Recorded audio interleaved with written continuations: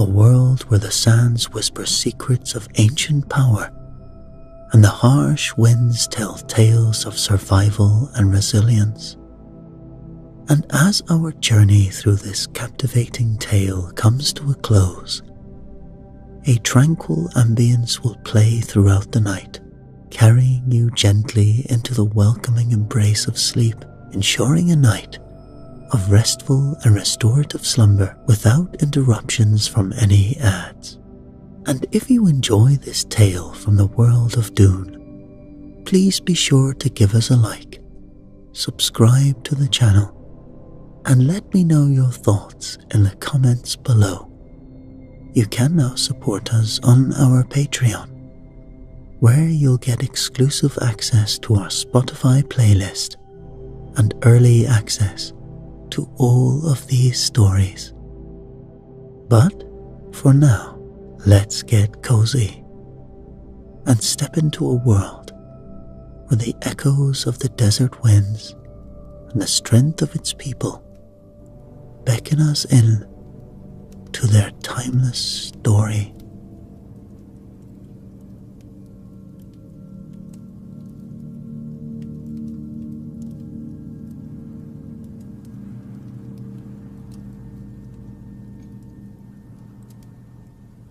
The desert stretched endlessly under the merciless glare of the sun. Waves of heat shimmered above the sand, distorting the horizon into a hazy mirage. In this hostile expanse of Arrakis, a planet where water was more precious than gold, survival seemed impossible. Yet, against all odds, the Fremen thrived. Zane stood at the mouth of a hidden cave. His eyes, tinted an unnatural blue from years of consuming the planet's ubiquitous spice, scanning the desolate landscape. His weathered hand rested on the hilt of a curved knife, a constant companion in a world where danger lurked in every shadow. Behind him, the cave opened into a vast network of tunnels and chambers, a secret city carved into the very heart of the rock. This was a siege, home to hundreds of Fremen, the native inhabitants of Arrakis, who had adapted to its brutal environment over generations. The sound of approaching footsteps drew Zane's attention. Lyra, his wife, emerged from the depths of the siege. Her movements were graceful, conserving energy in the way of all desert dwellers. Like Zane, her eyes gleamed that telling blue, a side effect of the spice that permeated every aspect of life on the planet. The women are gathering for the water ritual, Lyra said, her voice low. Will you join us this time? Zane shook his head, a faint smile touching his lips. Karak has called a meeting. We must discuss the latest Imperial movements. Lyra nodded, understanding the weight of duty that rested on her husband's shoulders. As one of the tribe's most respected warriors, Zane's counsel was often sought in matters of survival and strategy. "Be safe," she murmured, touching his arm briefly before disappearing back into the shadows of the siege. Zane watched her go, a familiar ache in his chest. In this harsh world, every parting carried the weight of potential finality. Shaking off that feeling, he made his way deeper into the cave system.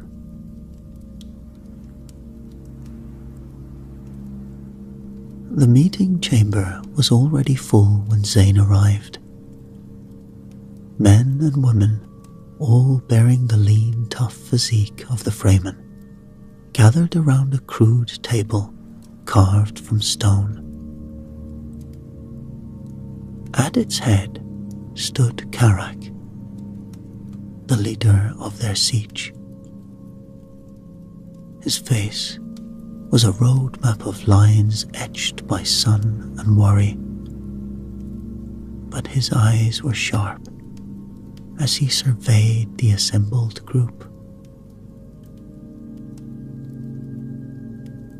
"The Empire grows bolder," Karak began. "Their patrols venture further into the deep desert with each passing week."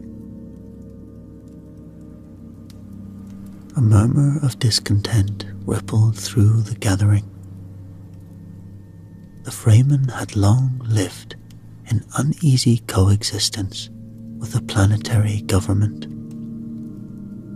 staying hidden in the most inhospitable regions of Arrakis. Any encroachment on their territory was cause for concern. "We've new reports of their movements here and here," Karak continued, pointing to locations on a rough map spread across the table. As the discussions delved into strategies for avoiding detection and protecting their water sources, a commotion at the chamber's entrance interrupted the proceedings. A young woman, barely more than a girl, burst into the room. "Naib Karak," she gasped, using the Fremen title for their leader. "You must come quickly. We found something impossible." Karak's brow furrowed. "Speak plainly, child. What have you seen?" The girl swallowed hard, her voice dropping to a whisper. "Worms.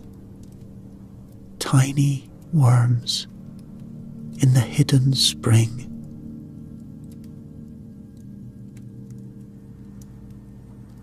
A heavy silence fell over the chamber. Zane felt a chill run down his spine, despite the ever-present heat. Everyone knew that the giant sandworms of Arrakis, revered by the Fremen as manifestations of their god, avoided water at all costs. It was toxic to them, one of the few weapons humans had against the behemoths that roamed the desert. "Impossible," someone muttered, breaking the silence.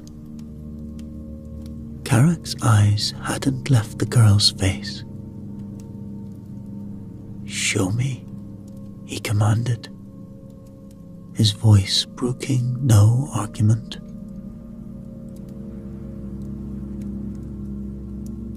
As the group began to disperse, following Karak and the girl from the chamber, Zane hesitated.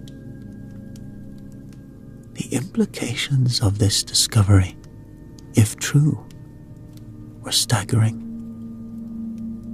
It could change everything they thought they knew about their world. Zane, Karak's voice cut through his thoughts. Your eyes are needed.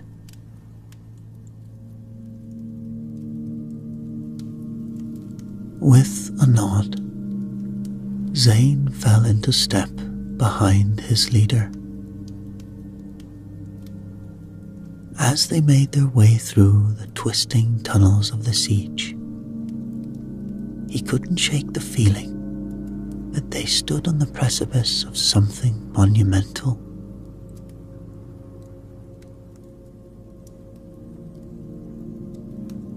The pre-dawn air shimmered with heat as Zane crouched at the edge of the hidden spring. His eyes, adapted to the dim light, scanned the water's surface intently. There, a ripple, then another. Suddenly, a tiny form breached the water, no longer than his forearm. A worm, an impossibly small sandworm, swimming. With practiced stealth, Zane reached out and gently captured the creature. Its segmented body writhed in his grasp, cool and slick against his skin. As the sun crested the dunes, he noticed more movement in the spring. Dozens of tiny worms swam in lazy circles through the shallows.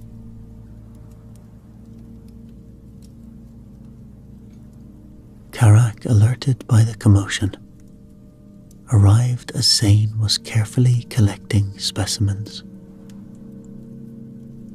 Karak's weathered face, creased with a mixture of wonder and concern as he observed the unprecedented sight.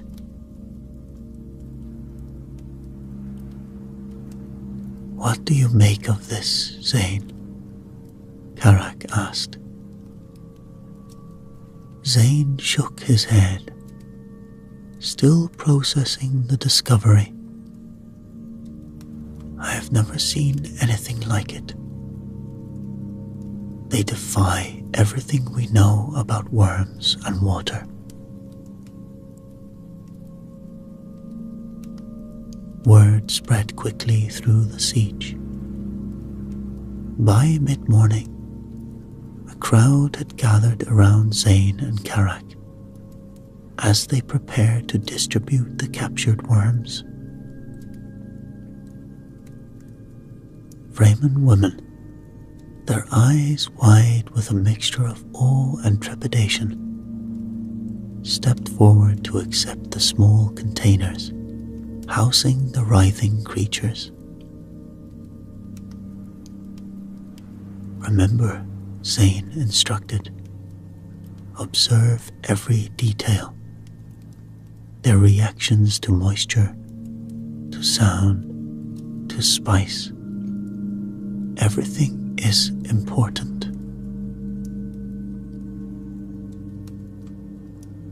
He handed a container to Jalia, the siege's most experienced botanist. Watch for any changes in coloration or behavior. To Mira, whose keen eyes had first spotted the worms, he gave another. You saw them first in their natural state. Note any differences in captivity. One by one, the containers were distributed. Karak oversaw the process, his presence lending weight to the importance of the task.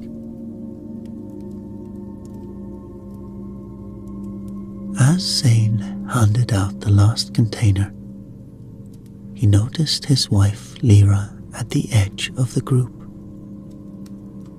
A fleeting look of disappointment crossed her face as she realized there were no more worms to study.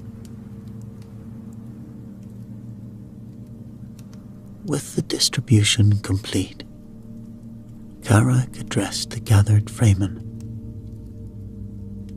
This discovery may change our understanding of Arrakis.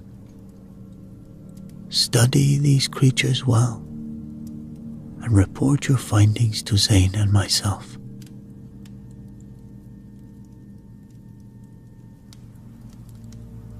As the group dispersed, each woman eager to begin her observations, Zane and Karak exchanged a glance. The implications of this discovery were yet to be understood, but both men knew that the balance of life on Arrakis might never be the same.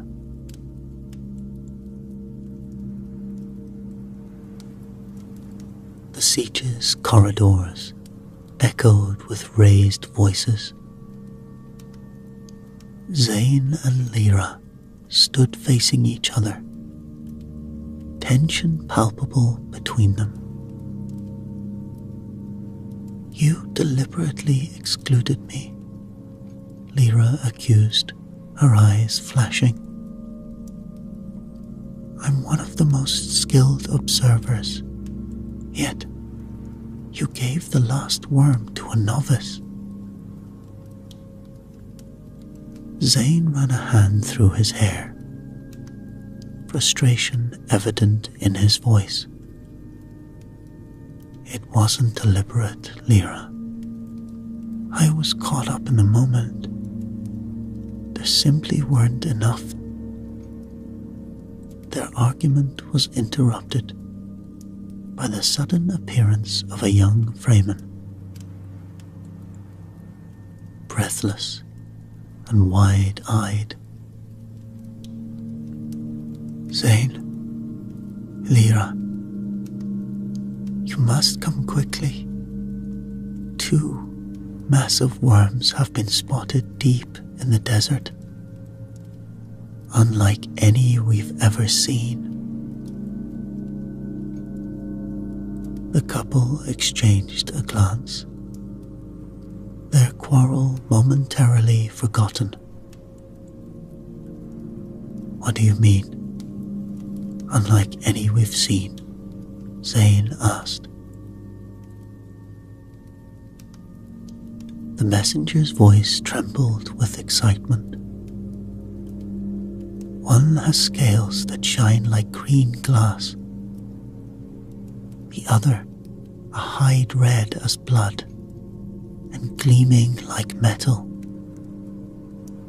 They're enormous, bigger than any worms in living memory. Zane's mind raced with the implications.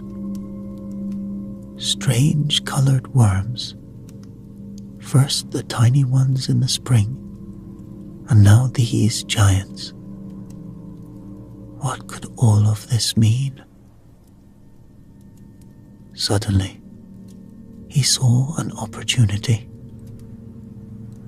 Turning to Lyra, his voice took on a determined edge. I'll ride one of these worms. I'll tame it, and I'll bring it back as a gift to you. Surely that's better than any small worm for study. Lyra's expression shifted from anger to concern, saying, "No, they could be dangerous in ways we can't predict."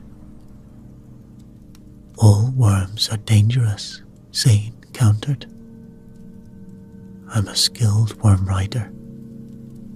This is a chance to make history, to understand these new makers."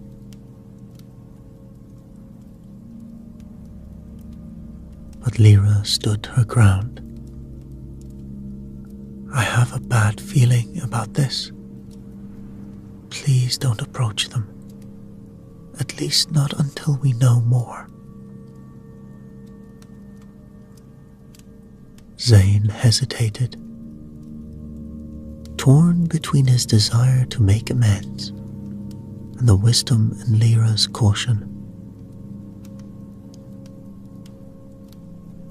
The choice loomed before him, as vast and inscrutable as the desert itself.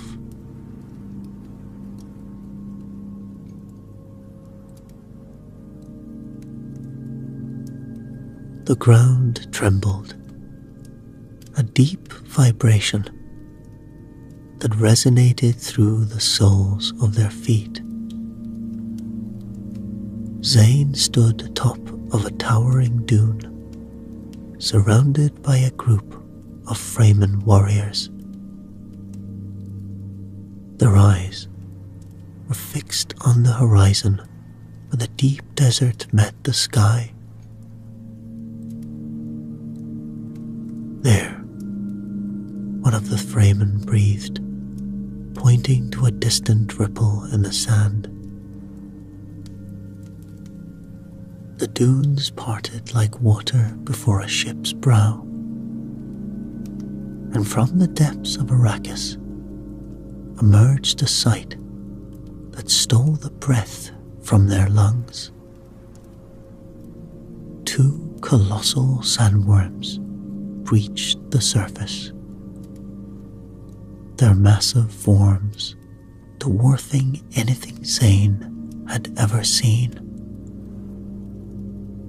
But it wasn't their size that caused his heart to race. It was their color. The worm on the left gleamed of iridescent green scales, shimmering like sun-kissed leaves in a world devoid of such hues. Its companion bore a hide of metallic red, as if forged from molten copper and the planet's fiery core. The sight defied everything Zane knew about the great makers of Arrakis.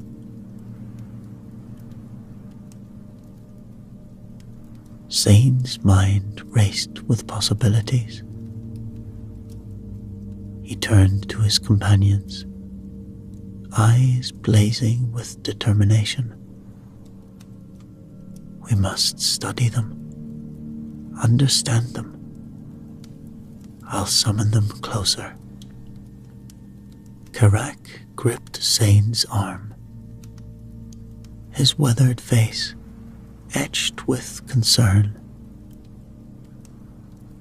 "Be cautious, my friend. These are not like the worms we know. There's something different about them."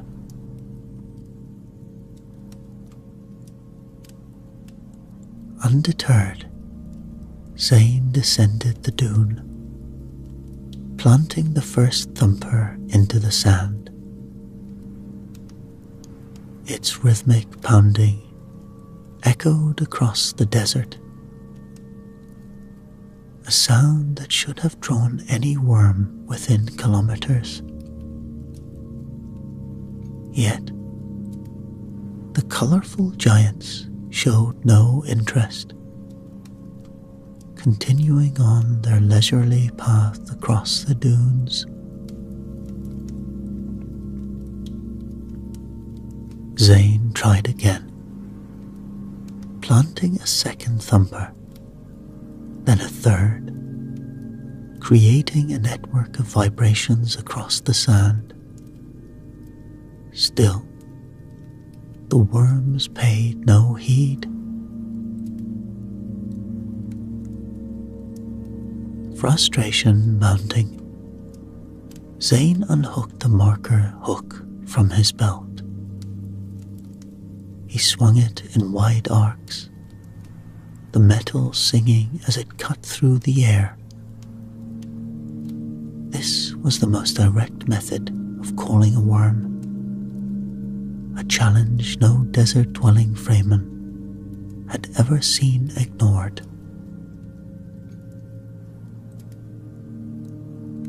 But the strange worms remained indifferent.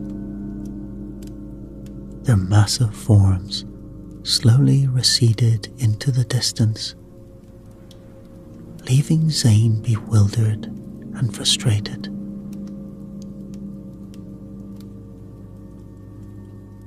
As the sun began to set, casting long shadows across the sand, Zane made a decision. I must follow them, he declared, gathering his gear. His companions exchanged worried glances. One Freeman stepped forward. Zane, this is foolish. The deep desert is treacherous, and these worms are an unknown danger. Karak nodded in agreement. We need you here, with the tribe.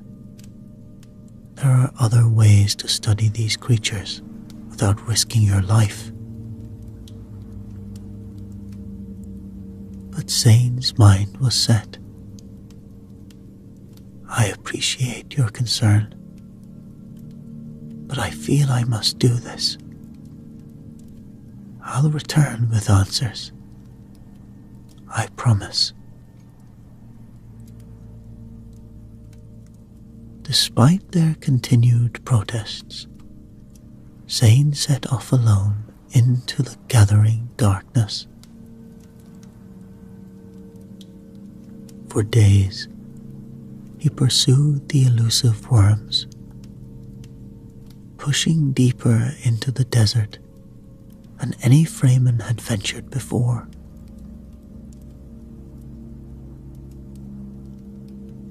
His water supplies dwindled dangerously low.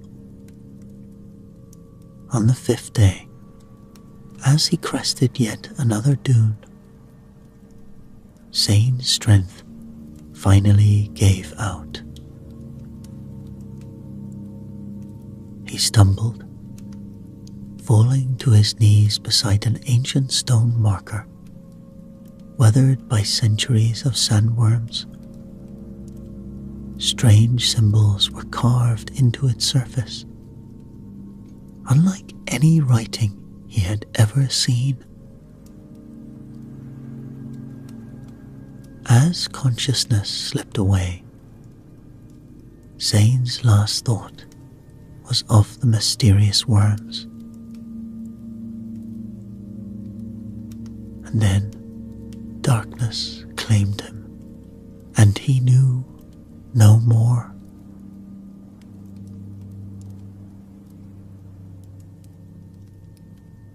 The deep desert held its secrets close, the wind erasing Zane's tracks as it had done for countless millennia. The fate of the Freeman warrior and the truth about the extraordinary worms remained hidden in the shifting sands of Arrakis. As Zane lay unconscious by the ancient stone marker, the spice-laden air of the deep desert worked its way into his system. His mind, already strained by days of pursuit and dehydration, succumbed to a vivid hallucinatory state. In his vision, the harsh desert landscape melted away, replaced by a swirling vortex of sand and color. From this maelstrom emerged two figures, their forms shimmering and indistinct at first, but gradually solidifying into humanoid shapes. One wore flowing robes of iridescent green, shifting and sparkling like the scales of the emerald worm. The other was clad in garments of burnished red, gleaming with a metallic sheen that mirrored its crimson counterpart. Their faces were obscured, but their presence radiated an otherworldly power that both awed and unsettled Zane. The green-robed figure spoke first, its voice like the whisper of wind through dune grass. Fremen of Arrakis, your world stands on the brink of change. The red figure's voice rumbled like distant thunder. Your ways, unchanged for millennia, must now adapt or perish. Images flashed through Zane's mind. Towering cities of glass and steel rising from the desert, their spires reaching toward the stars. He saw great ships descending from the sky, bearing technology beyond his wildest imaginings. Fremen, their stillsuits discarded, walking freely under a blue sky, no longer fearing the harsh sun or prowling sandworms.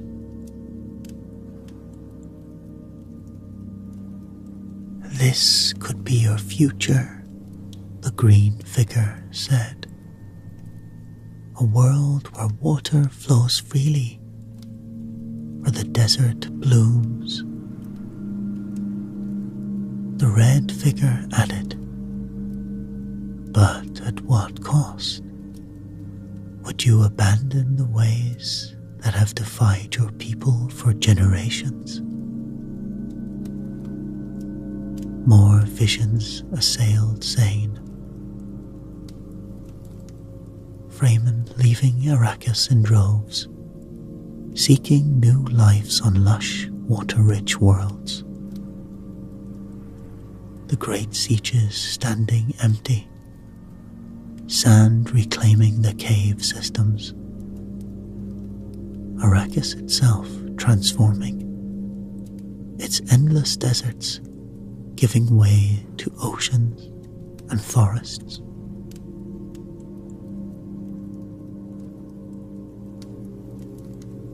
The galaxy awaits, the figures spoke in unison.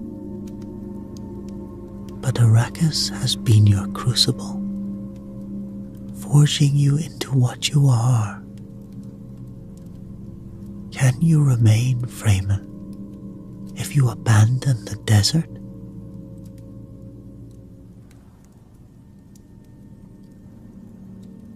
Zane's mind reeled with conflicting emotions. The promise of abundance, of freedom from constant struggle, was intoxicating. Yet the thought of losing their identity, the strength and resilience born of Arrakis' harshness, filled him with dread. You stand at a crossroads, the green figure said. The choice you make will echo through generations.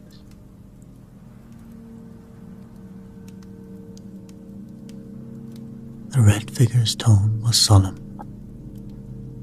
Will you cling to tradition or embrace a new destiny?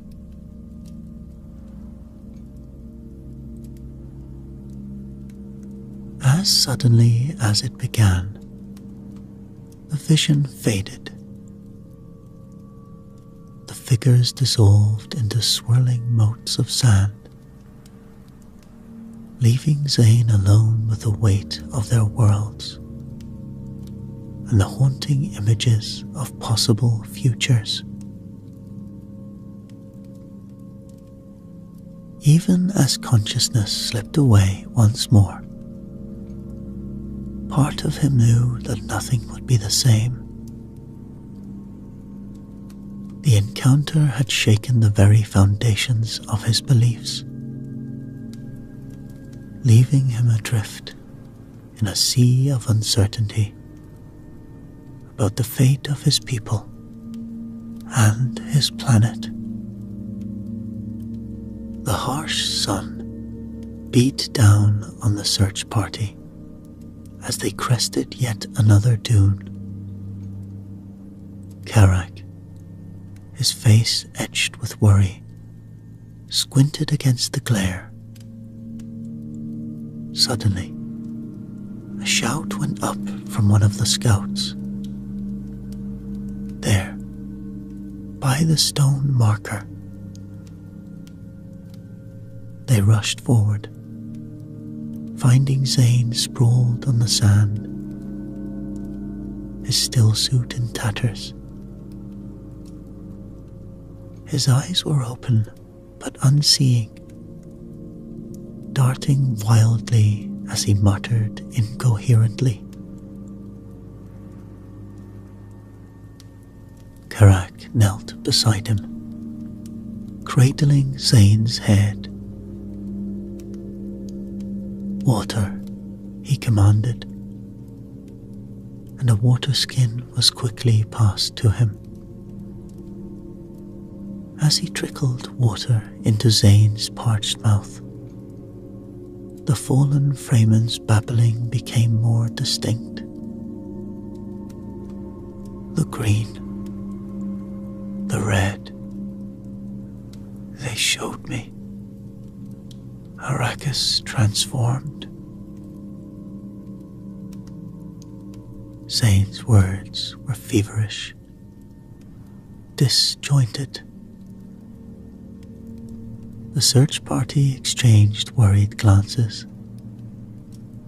One of the older Fremen shook his head.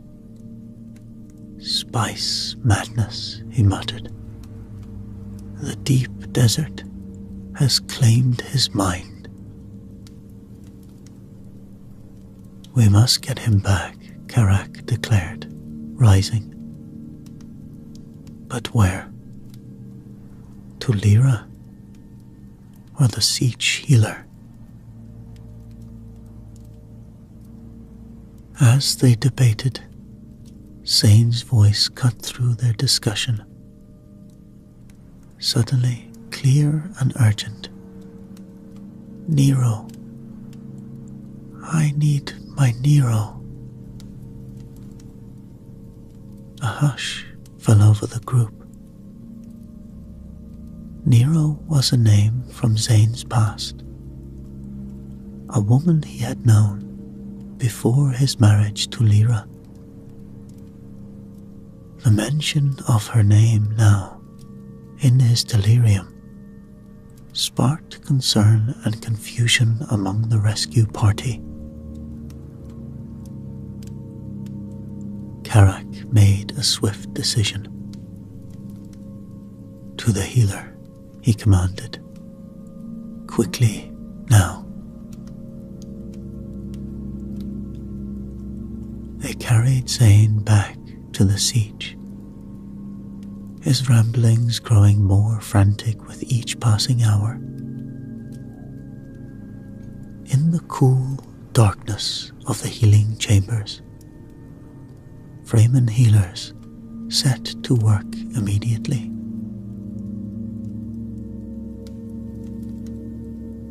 They tried every traditional method known to their people. Spice-based concoctions were carefully administered, their potent aroma filling the air. Desert herbs, rare and precious, were ground and applied to Zane's forehead. Yet, nothing seemed to penetrate the trance-like state that held him in its grip. Hours turned into days, and Zane's condition only worsened. A high fever set in, causing his body to shake uncontrollably. His speech, once recognizable if disjointed, devolved into unknown tongues. The healers listened in growing alarm as sounds no human throat should make issued from Zane's lips. It's as if he's speaking the language of the worms themselves, one healer whispered, fear evident in her voice. Lyra, allowed brief visits, watched in anguish as her husband thrashed and babbled. The name Nero continued to surface amidst the incomprehensible words, a thorn of doubt and worry in her heart.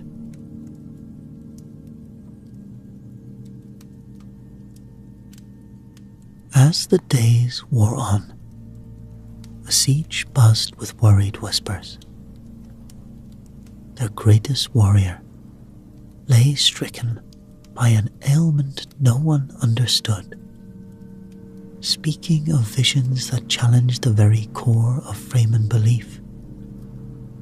And always, always, the fever burned hotter, driving Zane further with each passing hour.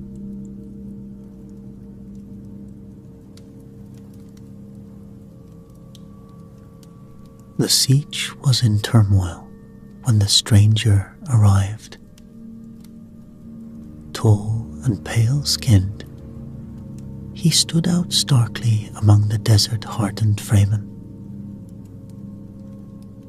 He called himself Thororn, claiming to be an off-world trader with knowledge that could save Zane.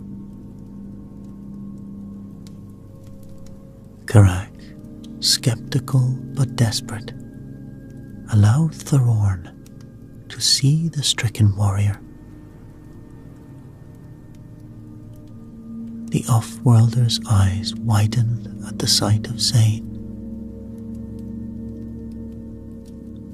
I've seen this before, Thororn murmured, reaching into a pouch at his hip. He produced a small device, alien and sleek.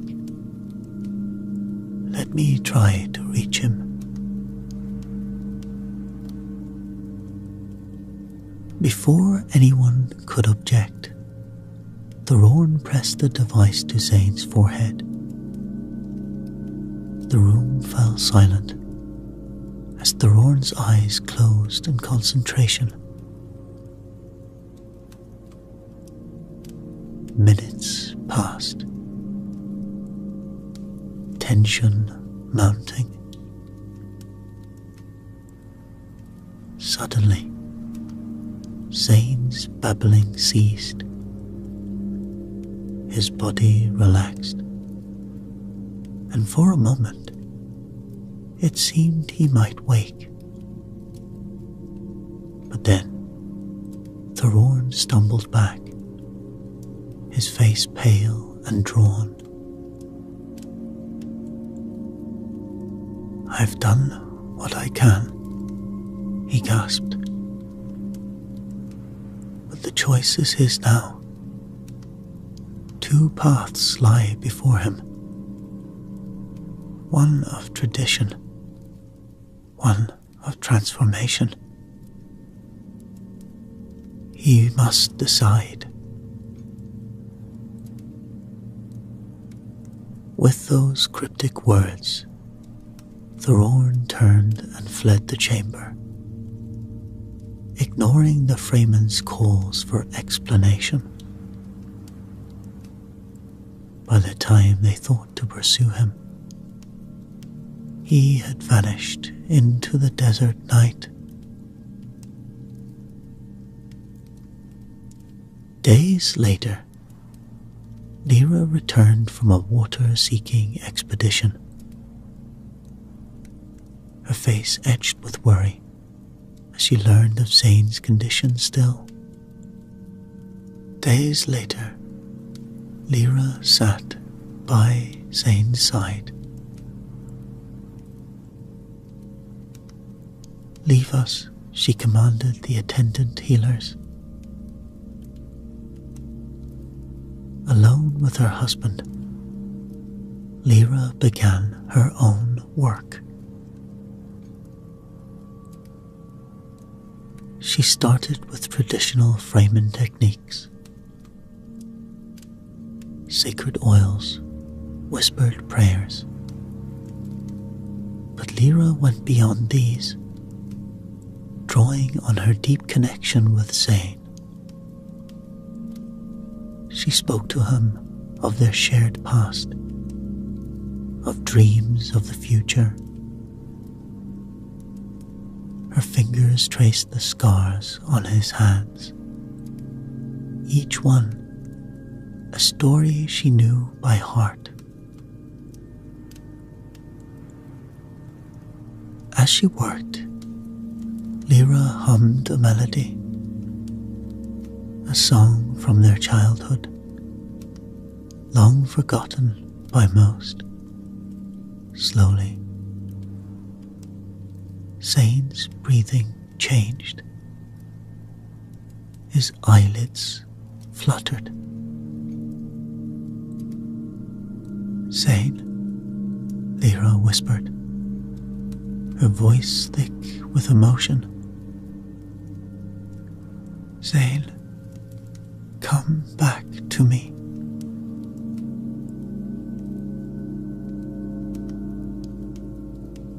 His eyes opened, focusing on her face. For a moment, lucidity returned to his gaze. "Lyra," he croaked. I saw.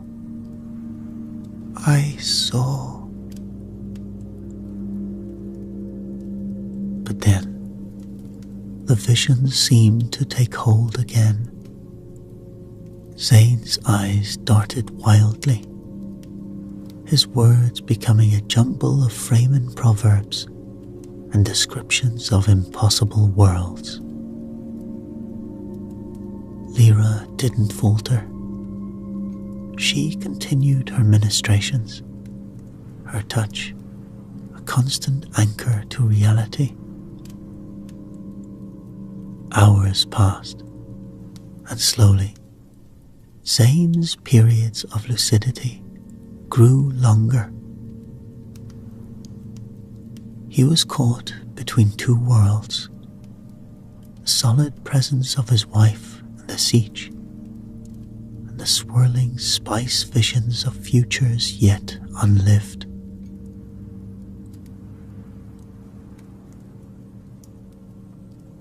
As the sun set once more over Arrakis, Lyra knew this battle was far from over, but a spark of hope had been kindled. Whatever choice lay before him, she would be there, guiding him back to the world of sand and spice that was their home. As Zane's recovery progressed, the internal conflict within him intensified. He spent long hours at the mouth of the Siege, his gaze fixed on the endless dunes, wrestling with the memories of his visions. "The things I saw, Lyra," he murmured one evening. "Worlds beyond imagination. Knowledge that could transform Arrakis, transform us." Lyra squeezed his hand, her eyes reflecting concern. "But at what cost, my love? Our ways have kept us alive for generations." The tribe elders frequently sought Zane's counsel, reminding him of his duties as a leader and a warrior. They spoke of the importance of Fremen traditions, of their sacred relationship with the desert and its worms. Meanwhile, reports trickled in from other Fremen tribes. Strange worm behavior was being observed across Arrakis. Some spoke of worms changing color, others of worms appearing in previously uninhabited areas. The Fremen, so attuned to the rhythms of their harsh world, felt the stirrings of unease. As tensions mounted, both within Zane and among the Fremen, he found himself slipping into one final overwhelming trance. This vision gripped him with a clarity and power that surpassed all others. He saw a great battle unfolding across the sands. Fremen warriors clashed with off-worlders wielding strange weapons and technology. At the heart of the conflict were the worms, not just the familiar desert behemoths, but the new, colourful variants as well. As the chaos of the battle faded, two distinct figures emerged from the swirling sands. One shimmered with the green light, her form fluid and ever-changing like the scales of the emerald worm. The other glowed with a deep metallic red, her presence as solid and imposing as the copper-hued behemoth. With the jolt of recognition, Zane understood. These weren't merely visions or symbolic representations. These were the worms themselves, communicating directly with him in a form his mind could comprehend. The green entity spoke first. "We are the change your world fears and desires. We are evolution made manifest," the red one added. Together, they revealed their true nature to Zane. They were the result of a rare genetic mutation triggered by exposure to an unknown form of spice deep within the desert. This mutation had not only altered their appearance, but had also enhanced their intelligence to unprecedented levels. We have achieved consciousness beyond what you thought possible for our kind, the green worm woman explained. We can communicate with humans through the spice as we do now with you. The red worm woman continued. Our existence opens the door to a new kind of relationship between humans and sandworms, one that goes beyond mere ecological dependence. Zane's mind reeled with the implications. This revelation challenged everything the Fremen thought they knew about Arrakis and the worms they revered. The worm entities showed him glimpses of possible futures. Fremen working in symbiosis with these intelligent worms, shaping the desert ecosystem with unprecedented control. But they also showed the dangers. Off-worlders seeking to exploit this new discovery, and the ethical dilemmas it posed for Fremen culture and their treatment of worms.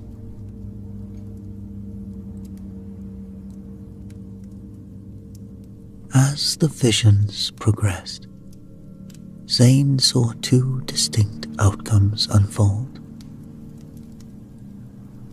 In one, the Fremen emerged victorious from the battle, driving off-worlders from Arrakis and maintaining their isolation. They preserved their traditional way of life, but at the cost of remaining cut off from the wider galaxy and the potential benefits of this new discovery. In the other, Fremen and off-worlders found a way to coexist, integrating into a larger galactic community.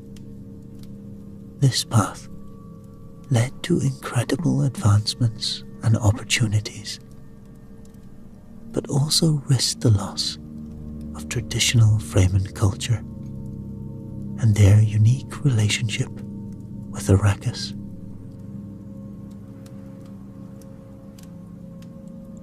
The choice, both worm entities said in unison, their voices resonating through Zane's very being, is yours to make. As the vision faded, Zane gasped awake, his mind reeling from the revelations. Lyra was there, holding him. But Zane's eyes were clear, focused. He understood now the weight of the knowledge he had gained and the responsibility it placed on him and all Fremen. The discovery of these intelligent worms opened up new possibilities, potentially allowing for more control over the desert ecosystem. But it also raised profound ethical questions about the treatment and use of sandworms in Fremen culture.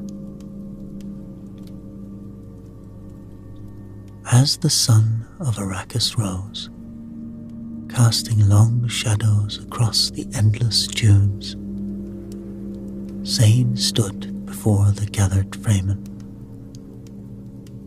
His eyes, blue within blue from a lifetime of spice, swept across the faces of his people. In them, he saw fear, curiosity, and hope intermingled.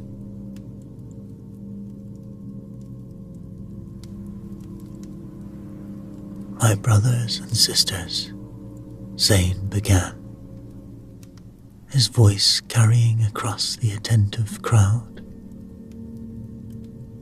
"I have seen visions of our future, and I have communed with the great worms themselves.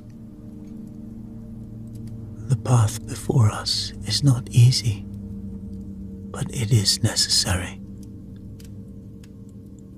Over the next hours, Zane carefully shared his experiences, unveiling the truth about the mutated worms and their enhanced intelligence. He spoke of the potential for a new relationship, one of mutual understanding rather than mere reverence. "We will not abandon our ways," Zane assured them, sensing the unease rippling through the gathering. "But we must adapt slowly, carefully. We will integrate this new knowledge into our lives." As the days passed, Zane worked tirelessly with the tribal elders, devising ways to gradually introduce the concepts of intelligent worms and the possibility of off-world contact. They began with small changes, adjusting rituals and teaching to accommodate their new understanding of Arrakis ecosystem. They began with small changes, adjusting rituals and teachings to accommodate their new understanding. Weeks into this process, a familiar figure appeared at the siege entrance. Thororn, the off-worlder who had briefly aided Zane during his illness, had returned. This time, he came with a full explanation. "I am part of a galactic ecological survey," Thororn revealed to Zane and the Council. "We have been monitoring Arrakis for years, watching the evolution of your relationship with the planet. The appearance of the mutated worms has accelerated our timeline. Initially met with suspicion, Thororn's knowledge and resources soon proved invaluable. Together with Zane and the Fremen leaders, they began to plan for a future where Arrakis could take its place in the wider galaxy without losing its unique identity. Lyra, ever at Zane's side, became a bridge between the traditional Fremen ways and the new ideas flooding their world. Her wisdom and compassion helped ease the fears of those struggling with the rapid changes. "We are still Fremen," she would remind people. "Our strength comes not just from the desert, but from our ability to adapt and survive. This is merely our greatest test." As the seasons passed, Arrakis began to transform. Small off-world outposts were established, bringing new technology and knowledge.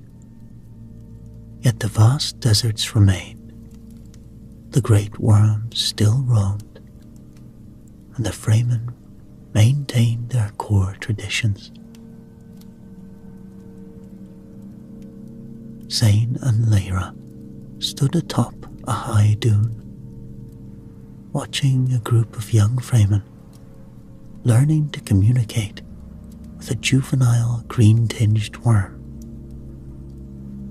Nearby, an off-world scientist conferred with a Fremen watermaster about new conservation techniques. We are walking a fine line, Zane mused, his arm around Lyra's waist. She nodded, leaning into him.